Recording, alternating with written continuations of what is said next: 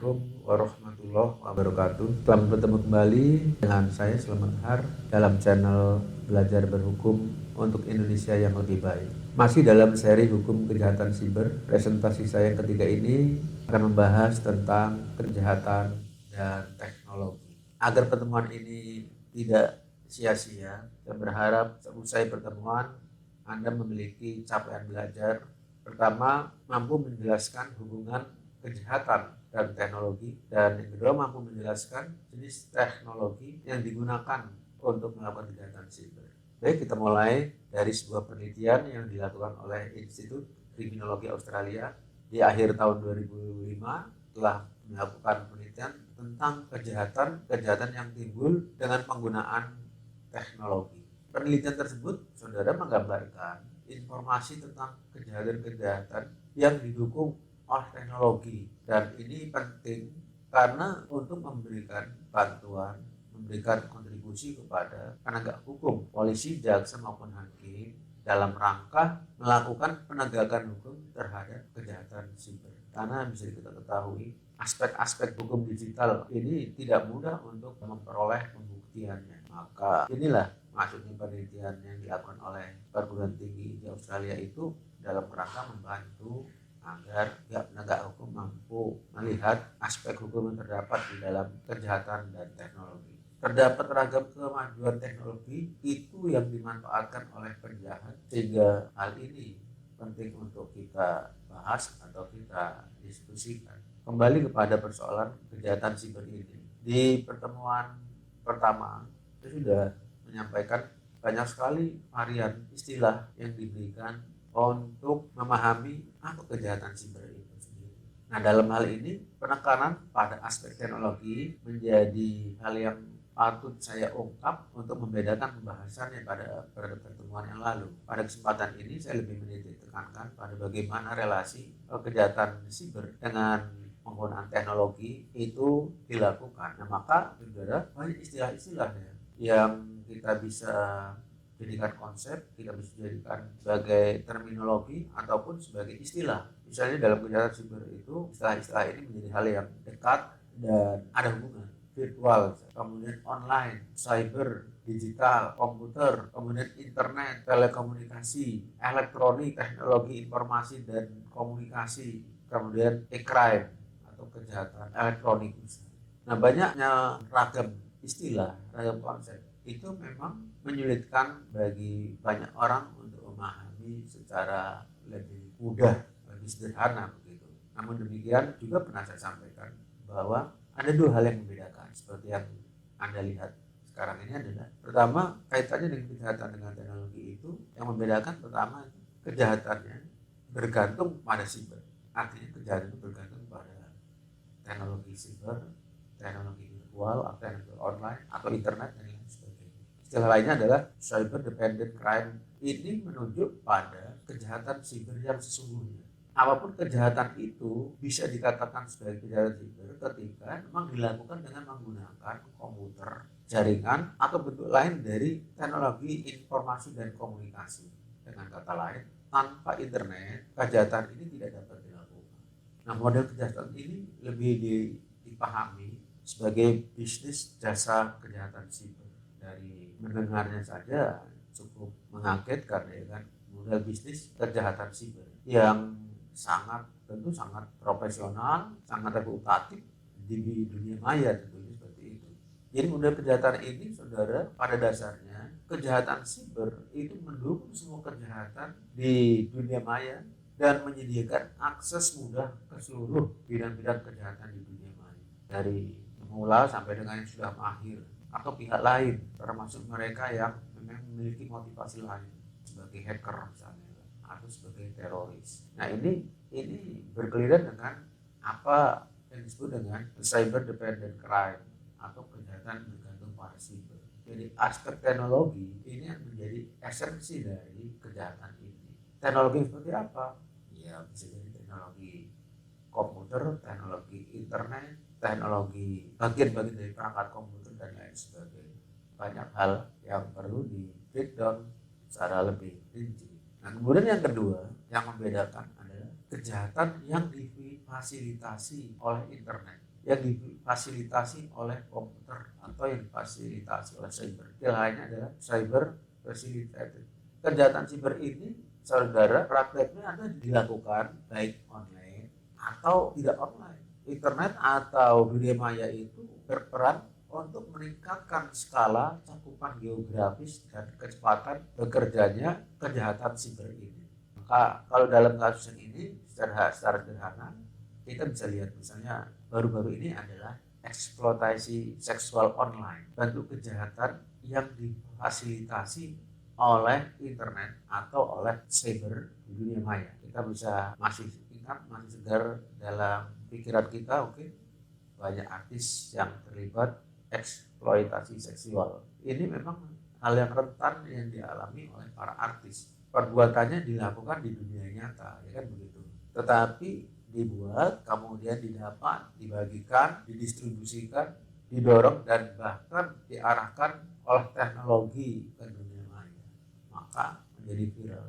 Ini yang membedakan kejahatan yang bergantung dengan komputer atau internet dengan kejahatan yang difasilitasi oleh internet. Jadi internet ini menyediakan pelaku dan calon pelaku dengan lingkungan di mana mereka bisa bekerja dengan keamanan yang lebih baik seperti itu. Nah, kemudian yang ketiga adalah apa yang disebut dengan penipuan melalui pembayaran non tunai. Atau saya singkat dengan istilah PPNT, yaitu Fraud Involving Non-Cash Payment. Jadi kalau dari kalimat judul ini menunjuk pada sebuah perbuatan, ya kan, perbuatan kejahatan seperti itu. Tetapi maknanya yang akan kita pahami di sini bahwa PPNT ini adalah kejahatan siber yang terus berkembang, terorganisir, juga terspesialisasi oleh spek-spek keahlian tertentu dari para pelaku-pelaku kejahatan ini, dan mereka menggunakan teknologi perbankan, apakah itu sistem internet, sistem jaringan, sistem pengoperasian komputer dan lain sebagainya. Nah, PPNT ini didorong atau dipicu oleh data kartu ATM yang sebenarnya sudah disusupi oleh data ilegal. Jadi sudah dalam bentuk pemalsuan data, apakah itu melalui phishing atau malware, sehingga penggunaan data kartu yang disusupi secara ilegal itulah diperjualbelikan secara online dan terus berlanjut. Nah, PPNT ini juga terus berkembang, antara lain juga seperti kejahatan perdagangan manusia, narkoba, kemudian migrasi dan lain sebagainya yang transnasional, internasional. Nah, jadi fraud involving non-cash payment atau penipuan melalui pembayaran non tunai ini aspek teknologi begitu kuat mempengaruhi bekerjanya para pejabat siber untuk melakukan penipuan, untuk melakukan pemalsuan data-data yang terdapat dalam sistem komputer sebuah perusahaan atau milik pribadi. Kemudian secara tidak langsung teknologi memang juga menyediakan, saudara, sebuah metode, sebuah cara penyusupan ke sebuah kartu kredit dan sejenisnya ATM memang bagi para penjahat untuk melakukan perbuatan-perbuatan yang ilegal, misalnya dengan mengobor atau membakar lubang kecil dalam sebuah ATM agar ATM itu bisa dimanfaatkan secara ilegal.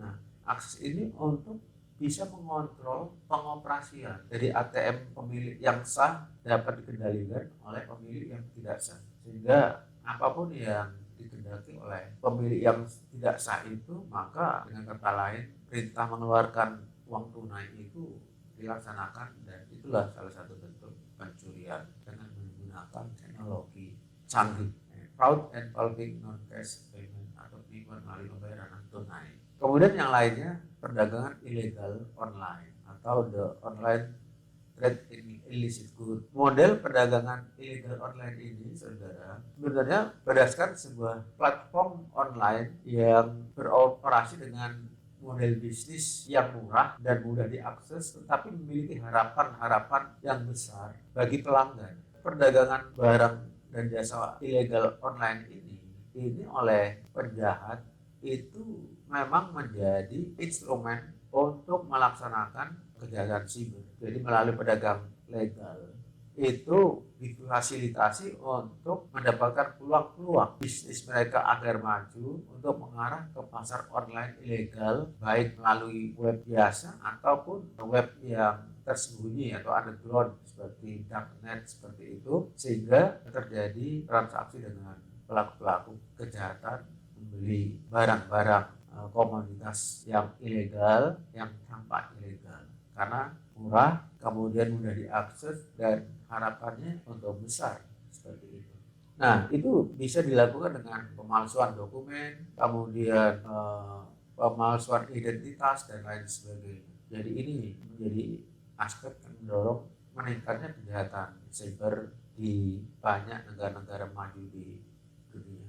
Kemudian ada juga yang disebut dengan kejahatan pasar obat-obatan atau drug market. Ini juga kita tidak melihat pada sebuah peristiwa hukum yang terjadi atau perbuatan yang dilakukan, tetapi ada relasi antara kejahatan yang dilakukan dengan teknologi yang dimainkan sebagai instrumen penting untuk terlaksananya kejahatan cyber ini. Nah ini saudara, ini ada di sebuah web ilegal yang namanya darknet tadi. Jadi di sini memberikan transaksi hampir ke setiap jenis kualitas dan kuantitas obat yang paling bagus pun ada, dan memiliki banyak jumlah daftar, ya kan, obat-obat yang bisa diakses ke seluruh dunia, dari obat yang biasa sampai obat yang paling paten lah, katakan seperti itu. Nah pasar darknet, pasar gelap obat ini saudara bisa menguntungkan, atau penjahat cyber itu bisa meraup sampai dengan 18 juta euro lebih dari keuntungan yang didapat. Luar biasa saudara. Nah kemudian ada juga infringement intellectual property right atau pelanggaran terhadap hak kekayaan intelektual. Nah pelanggaran hak ini istilahnya hak atas kekayaan intelektual ini sebenarnya yang merusak adalah pasar online seperti yang terjadi di Uni Eropa.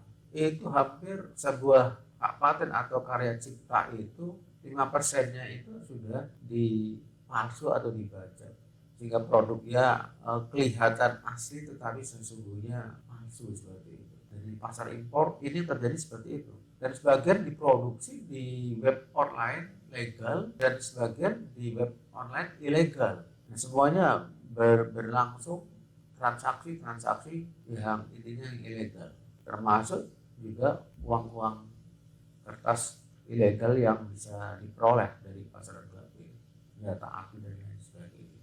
Nah banyak sekali hal-hal saudara, ada keterkaitan besar antara kejahatan cyber ini dengan teknologi yang digunakan oleh para penjahat. Jadi penjahat semakin dekat dengan mengikuti perkembangan bagaimana teknologi dapat dikuasai dalam rangka untuk melakukan kejahatan. Nah kemudian teknologi yang secara konkret ini nyata dalam kehidupan masyarakat, teknologi komunikasi dalam bentuknya sebagai telepon genggam. Ini kan telepon genggam itu secara fungsional itu luar biasa, speknya itu besar, kemudian fungsinya modern, kemudian aplikasinya itu pintar, kemudian jaringan dan aksesnya luas dan sebagainya seperti itu. Nah penjahat ini mendekati, ini memanfaatkan teknologi seperti ini ya untuk melakukan ya kejahatannya dengan melakukan misalnya penipuan online, penipuan online dengan menghubungi secara online maupun langsung seperti itu. Jadi korbannya langsung dihubungi untuk ditipu dan lain-lain. Yang sering terjadi misalnya dalam kehidupan kita, orang dari telepon dalam keadaan sakit, seolah-olah ini keluarganya tertabrak mobil, kemudian yang dihubungi korbannya itu agar mengirimkan uang seperlunya untuk bisa mengatasi sementara. Dan banyak model-model atau modus-modus operandi kejahatan teknologi komunikasi. Kemudian misalnya lainnya itu adalah Anda menang lomba ini dapat nilai uang sekitar ratusan juta dan lain sebagainya. Kemudian yang keempat adalah kejahatan ekonomi dan pencucian uang. Nah, kejahatan ekonomi dan pencucian uang ini juga tidak lepas dari teknologi yang terkait. Kalau kita bicara tentang kejahatan ekonomi, berarti kita bicara tentang kejahatan ekonomi. Kejahatan ekonomi yang dengan akses inovasi teknologi yang dia kuasai, misalnya tentang perubahan-perubahan layanan keuangan dari manual ke online, kemudian prinsip peralihan layanan seperti cryptocurrency, pembayaran online dengan platform perbankan seperti itu. Ini memberikan penjahat untuk bisa mengeksploitasi model-model teknologi, metode-metode teknologi yang baru tersebut. Maka untuk itu dia melakukan bisnis-bisnis ya kriminal. Mereka proses transaksi cepat di berbagai wilayah hukum dan perkembangannya itu termasuk alat-alat yang digunakannya. Nah, jadi semakin kompleks dan semakin rumit. Termasuk misalnya ya teknologi pencucian uang. Teknologi pencucian uang ini berhubungan dengan sistem komputer perbankan, dengan sistem sumber daya manusianya yang mengelolanya. Setidaknya bagaimana mereka sama mengetahui bahwa ada transfer dana ilegal, ada transfer dana haram yang harus diamankan kemudian ditindaklanjuti dalam perspektif hukum misalnya. Nah, dan yang kelima adalah saudara industrialisasi dan manufaktur. Ini wilayah kejahatan yang berhubungan dengan teknologi.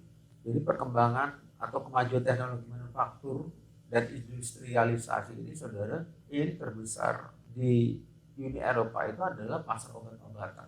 Dan sekali lagi ini menjadi pasar penjahat terbesar yang di sana mereka mendapat keuntungan yang luar biasa dari bisnis haram ini. Jadi banyak komoditas yang berkualitas tetapi sebenarnya itu adalah palsu seperti itu ilegal dan lain sebagainya. Jadi industrialisasi, otomatisasi dan miniaturisasi semuanya ini berkontribusi lebih cepat dengan kejahatan siber.